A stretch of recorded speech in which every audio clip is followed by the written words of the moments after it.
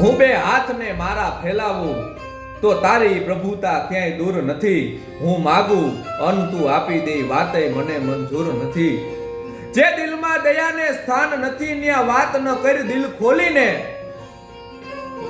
એવા પાણી વિનાના સાગરની આ નાઝીરને કશી જરૂર નથી. એ પાણી વિનાના સાગરની આ નાઝીરને કશી જરૂર નથી.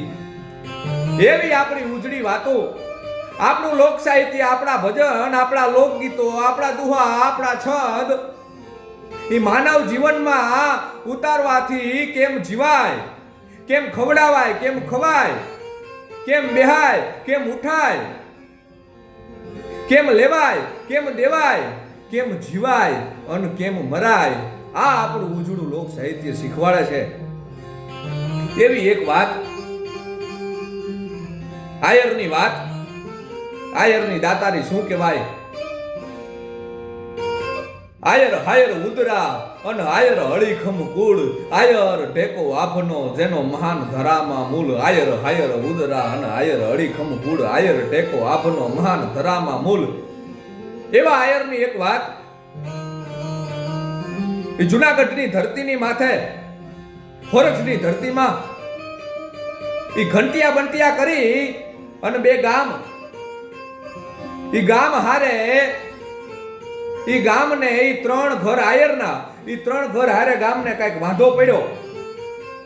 એટલે ગામ તો હાથીનો પગ કહેવાય. એટલે ગામે એવું નક્કી કર્યું કે આ ત્રણ ઘર હારે ગામને કાંઈ વ્યવહાર નહીં, કાંઈ લેતી દેતી નહીં, કોઈ મજૂરને એની વાડીએ કામે નહીં જવાનું, બીજું ત્રીજું બધું બંધ. અહીંયા આટલું કેમ સમજાતું નથી? અહીંયા અમીર કોઈ પણ પાતું નથી.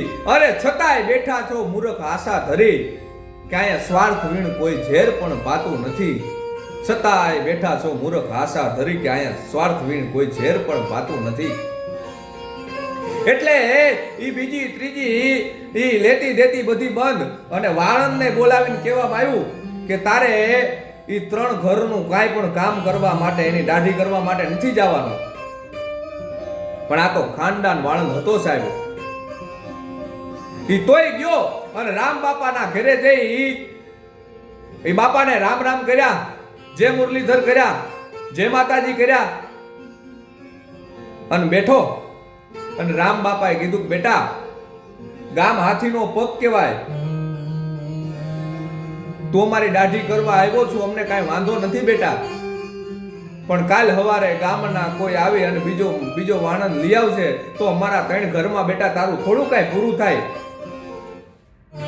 કે બેટા ઈ બાપુ ઈ કાંઈ વાંધો નહીં, મારા જો તમારા ત્રણ ઘરમાં મારી આ પેટ, મારું પેટ નહીં ભરાય ને તો સિટીમાં જઈ અને મારું ગુજરાન કરીશ, નકર મારા પેટને ફોડી નાખીશ. પણ મારી નીતિ, મારો ધર્મ ઈ કહેવાય કે મારે તમારા ત્રણ ઘરને તારવી ન નખાય. મારે બધાય ગામનું, આખા ગામનું મારે કામ કરવું જોઈએ, મારે તમારા ઘરને તારવાય નહીં. એટલે ઈ વાણંદે ઈ આયરના ઘરને તારવા નહીં. એટલે ઈ રામ બાપાએ એના દીકરા હાજાને કીધું કે બેટા હાજા, હા બાપા, કે બેટા આપણા ત્રણ ઘરમાં આ વાણંદના દીકરાનું થોડુંક પૂરું થાય. કે બોલો બાપુ તમે કયો એમ કરી દો. કે બેટા આપણે આના જીવાય માટે કંઈક કરી દેવું પડે. કે બાપુ તમે કયો એમ કરી દો. કે હાજા સાંભળ, અતારે ને અતારે જા અને જઈ અને સિટીમાં જઈ અને આના નામે જે આપણી હારામ હારી જમીન જે પાણી વાળી છે ને, એ જમીન આ વાણંદના નામે કરી દે. અને આજ પણ ઘણા બધા લોક સાહિત્યકાર વાતું કરે છે, પણ હું તો ખુદ એ રામ બાપાના દીકરા, નાના દીકરા, એમને કાના બાપા, એને હું ખુદ મળેલો છું. અને એને મને જે વાત કરી અને મારા રૂવાડા ઊભા થઈ ગયા સાહેબ. અને હજી પણ આજ પણ તમે કોઈ જાઓ એ ઘંટિયા બંટિયામાં જો તો આજ પણ એ વાણંદ તો જીવે છે.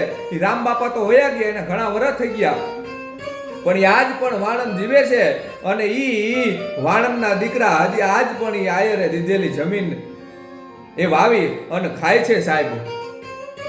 ઈ દેવું મરવું અનુ દાજવું જીલવી ખગારી જટ કલો કહે સુન ઠાકરા ઈ વહમી ક્ષત્રિયા વટ દેવું મરવું અનુ દાજવું જીલવી ખગારી જટ સાહેબ.